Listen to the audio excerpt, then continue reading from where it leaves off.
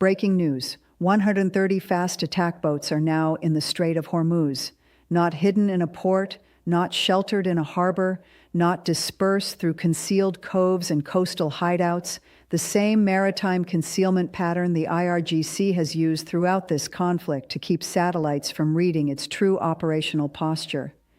This time, Iran put them in the open, in the water, in two massive coordinated formations.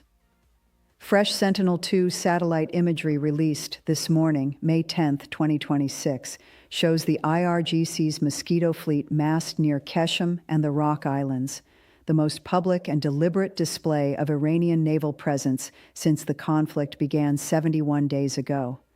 This is not routine movement. It is a message, a threat position visible from orbit. The IRGC chose to show the world exactly where its fast attack fleet is gathering, and in the Strait of Hormuz, visibility is not weakness, it is warning. 130 fast attack boats, not hidden in ports, not tucked inside harbors, not dispersed through the concealed coves and coastal hideouts that the IRGC has used throughout this conflict to avoid satellite confirmation of its operational posture. This time, they are in the strait, in the open water. Fresh Sentinel-2 satellite imagery released on the morning of May 10, 2026, shows the IRGC's Mosquito fleet massed near Keshem and the Rock Islands in two large coordinated formations. It is the most public and deliberate display of Iranian naval presence since this conflict began 71 days ago. This is Iran's newest threat position. 130 boats, visible from orbit, arranged in formations that broadcast their presence to every intelligence collection system, every open-source satellite platform, and every analyst watching commercial imagery feeds. The IRGC effectively revealed the coordinates of its own threat posture, and at the same moment, CENTCOM released imagery showing what those coordinates would meet. F-16 Vipers are flying sorties in and around the Strait of Hormuz in support of American operations. FA-18 Super Hornets are on combat air patrol off the decks of the USS Abraham Lincoln, the USS George H.W. Bush, and the USS Gerald R. Ford. That three-carrier architecture represents the largest concentration of American naval aviation in the operational history of the Persian Gulf. AH-64 Apache attack helicopters are also operating in the area. These are the same Apaches that CENTCOM Commander Admiral Brad Cooper personally flew over the strait on May 3rd before Project Freedom launched. They are also the same Apaches that sent the first wave of IRGC fast attack boats to the bottom during the initial Project Freedom engagement. That engagement demonstrated, with the clarity of boats sinking rather than floating, that the IRGC's Mosquito fleet doctrine was not going to produce the result its planners had predicted. Trump also released an image this morning showing the strait with Iranian fast attack craft approaching. The image was deliberate. The timing was deliberate. The visual message was deliberate. Iran showed its fleet. The United States showed what answers that fleet. Two simultaneous image releases, one from Iran, demonstrating what it still has, one from CENTCOM, demonstrating what responds to it. This is the visual conversation of a conflict that has not ended. Instead of Pakistani or Qatari intermediaries carrying the message, the participants are now communicating through imagery, posture, and force architecture. Before drawing conclusions about what this means, the significance of the 130-boat formation has to be understood. The IRGC did not suddenly produce 130 fast attack boats from nowhere. These are the survivors of the Mosquito fleet that has been deployed throughout the conflict, and that has taken losses in repeated encounters with American Apaches, surface combatants, and naval aircraft.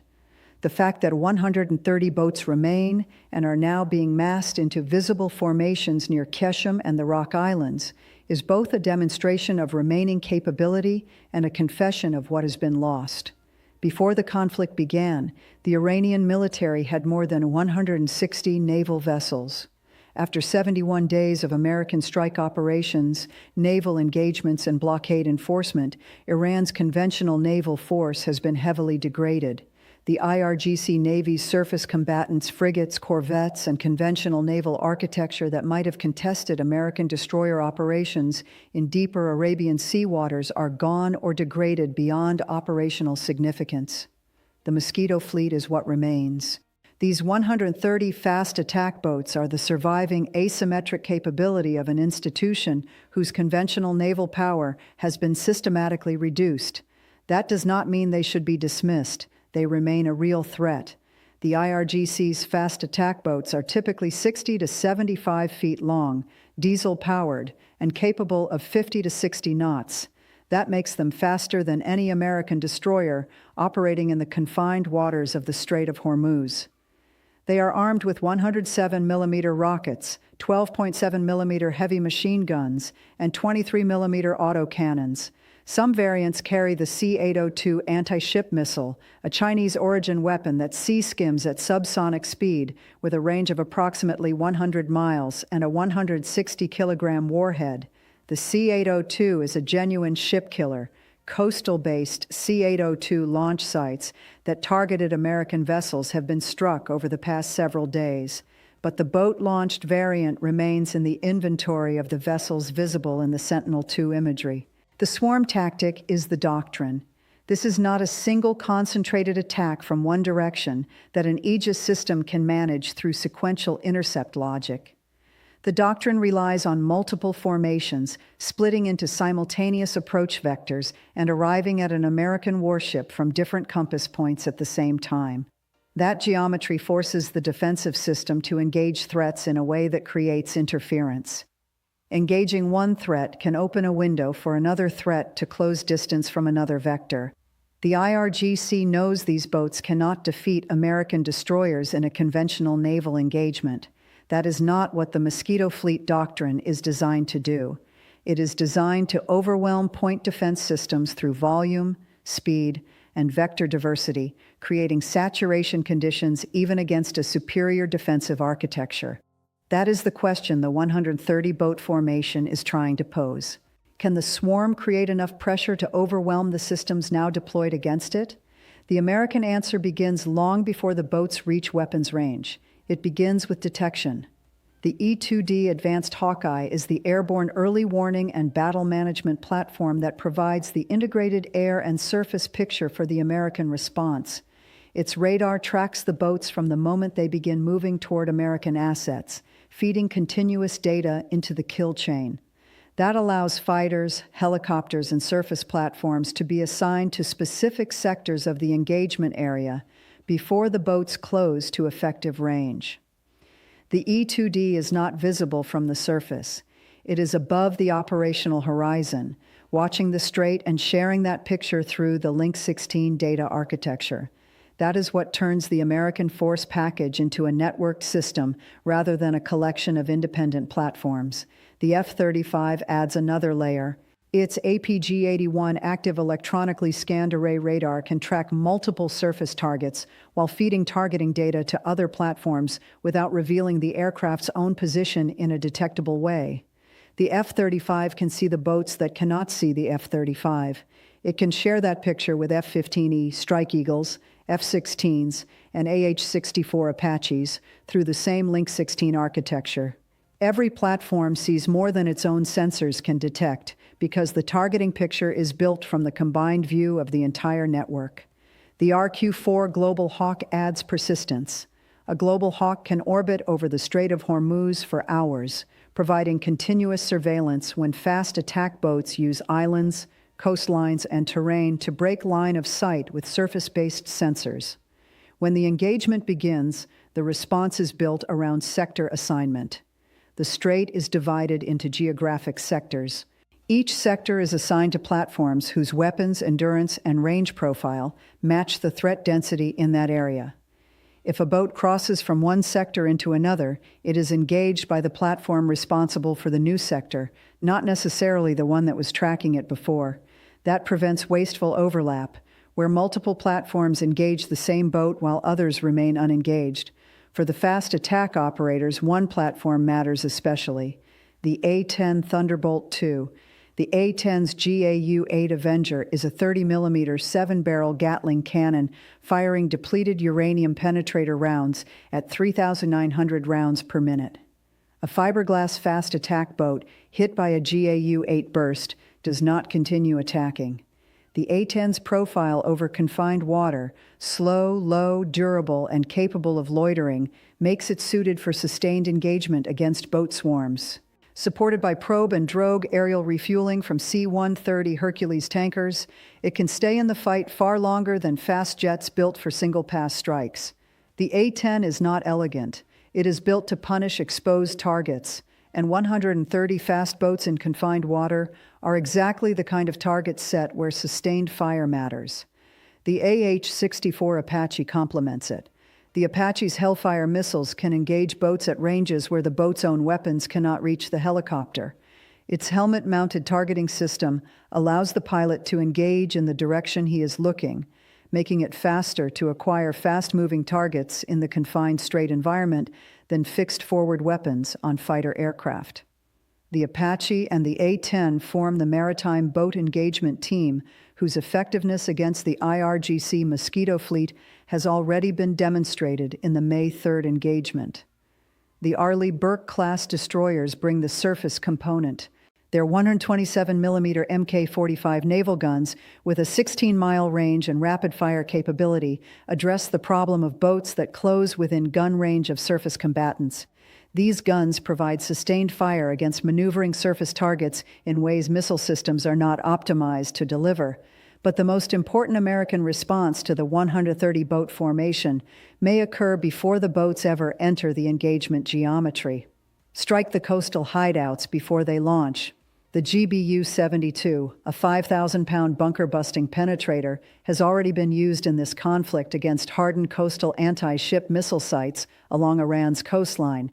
Applied to the coastal infrastructure that stages and coordinates fast attack boat swarms, that weapon addresses the problem at its source. A boat destroyed in its cove before receiving the launch order does not join the swarm. A command node destroyed before it can coordinate a multi-vector approach does not organize the saturation attack. That is the strategic option the morning's imagery makes visible. The IRGC has publicly exposed the coordinates of its 130-boat formation. Those coordinates are now inside every ISR platform in the American operational picture. The specific locations near Keshem and the Rock Islands are documented in the public record by Sentinel-2 imagery. The option to strike those positions before the boats disperse is now a planning calculation for F-16 Wild Weasels, F-35s, and B-1B Lancers operating in the theater. The IRGC released its own targeting data. CENTCOM is looking at the same imagery and processing the options that data creates. There is also a name appearing in the intelligence picture this morning that Western media has not yet placed at the center of the story. Brigadier General Mustafa Salami. He is the older brother of Hossein Salami, the IRGC commander-in-chief killed in Israeli strikes in June 2025. Hossein Salami was visible everywhere. Speeches, threats, propaganda, and inflammatory statements delivered with the authority of the IRGC commander-in-chief. Mustafa Salami is the opposite, almost invisible. Rare media appearances, no major propaganda role, regular Iranian army, not IRGC. He is a veteran of the Iran-Iraq War from the 1980s and currently serves as a senior advisor to the Chief of General Staff for Operations. His role places him inside the central headquarters that bridges Iran's regular armed forces with IRGC joint military operations. That matters because he operates at the boundary between the regular army and the IRGC, at the same moment when Iran's internal power struggle is producing fractures between hardliners and civilian institutions. His low profile is important because it suggests operational work rather than public messaging. Someone inside the Iranian military apparatus authorized the public release of the 130 boat formations. That decision matters. An institution preparing an imminent attack normally does not broadcast its force disposition through satellite imagery available to the public. This looks less like imminent attack preparation and more like deterrence communication.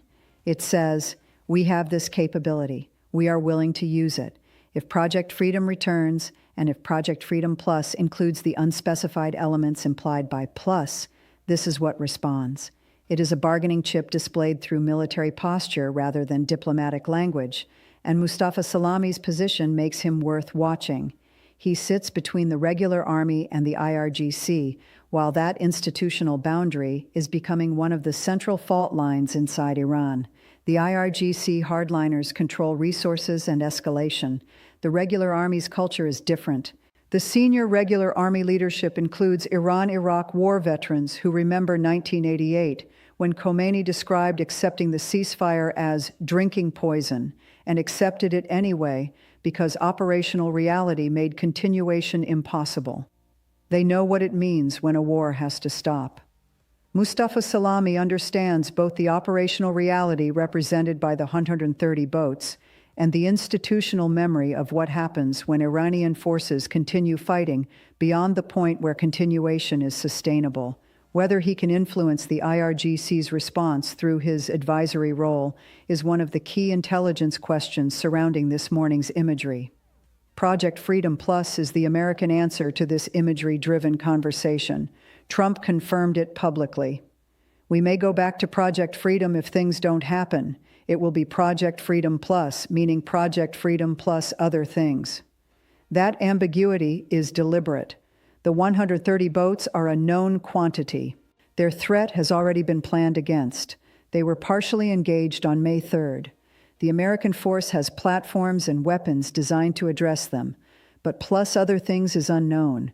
The IRGC has to model that ambiguity without knowing what it contains. Project Freedom was the convoy escort operation launched on May 4th and paused 48 hours later at Pakistan's request while peace talks continued. Its mission was to escort neutral commercial shipping through the strait. It was framed as humanitarian, making Iranian attacks diplomatically costly. The plus attached to a resumed version implies expansion beyond escort operations into strike options, covert operations, intelligence actions, and direct action capabilities already present in the American force posture.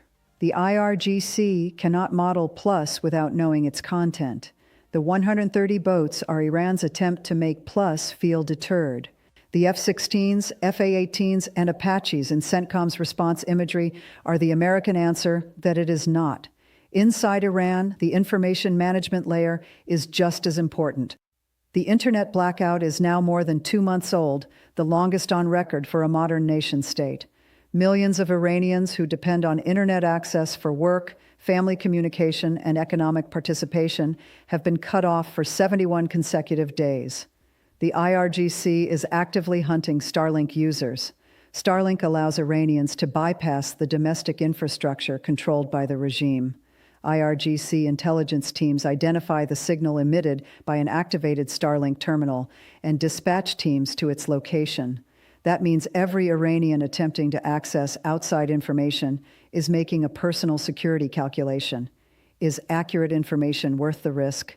CNN's reporting on Iran's two-tier internet system shows the structure clearly. Trusted regime elites receive privileged access through an Internet Pro program, while the general population remains in communication darkness.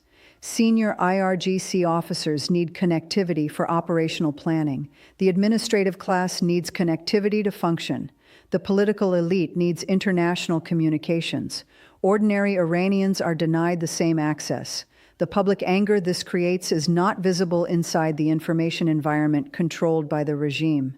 It appears in outside reporting and in the phrase CNN used to describe the reaction, widespread public criticism. The institution imposing darkness on the population is exempt from that darkness. State media can proclaim unity between government and people, but that claim exists inside a two-tier system where the government has connectivity and the people do not. That contradiction is impossible to hide forever. The 130 boats in the strait are therefore more than an external military message.